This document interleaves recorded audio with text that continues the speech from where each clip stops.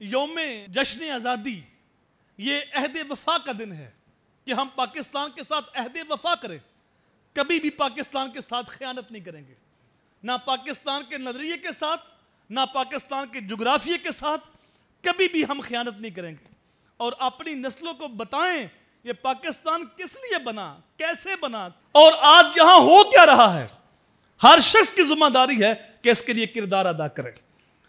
اور یہ 14 اگست کا دن اس لیے نہیں کہ ہم ایک دن کے لیے موسیقی عام ہو جائے اور ایک دن کے لیے ہم ناچنا شروع کر دیں، آوارہ ہو جائیں اور کہیں کہ آج آزادی کا دن ہے، آج جشن آزادی ہے.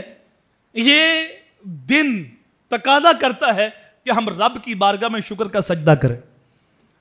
اہل ایمان اور اہل کفر میں یہ فرق ہے کہ جب کفار کو خوشی ملتی ہے تو وہ ناچتے ہیں، وہ موسیقی کی تھاپ پہ بگڑے ڈالتے ہیں، اور اہل ایمان کو جب خوشی ملتی ہے تو پھر شکر کے سجدے کرتے ہیں.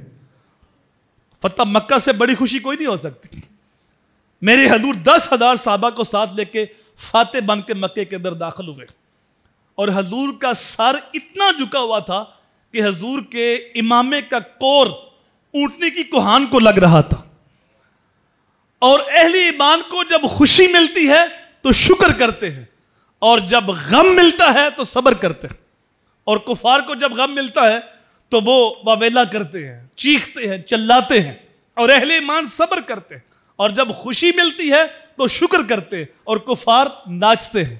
ہم یہ دیکھیں کہ پاکستان کس لیے بنا اور آج یہاں کیا ہو رہا ہے اور ہماری ذمہ داریاں کیا ہیں. ہم اللہ کی بارگاہ میں شکر کا سجدہ بھی کریں اور آنے والی نسلوں کو نظریہ پاکستان لازمی سکھائیں. اپنی اولاد کو حضور کے ساتھ وفا اور پاکستان کے ساتھ وفا، یہ ہم سب کی ذمہ داری ہے. ان کو سکھائیں کبھی بھی حضور کے ساتھ بے وفائی نہیں کرنی، ایمان ضائع ہو جائے گا. اور کبھی تم نے پاکستان کے ساتھ بے وفائی نہیں کرنی. جس نے پاکستان کے ساتھ بے وفائی کی وہ مٹ جائے گا، وہ تباہ و برباد ہوگا. جو آج حکمران ہمارے اوپر مسلط ہے یہ ہماری بدعمالیوں کی سزا ہے.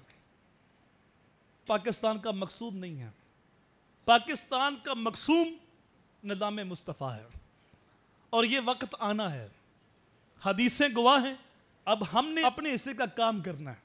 پاکستان کی بقا کے لیے اپنا کردار ادا کرنا ہے، پاکستان کے اندر نظام محمد کے سویرے کے لیے اپنا کردار ادا کرنا ہے.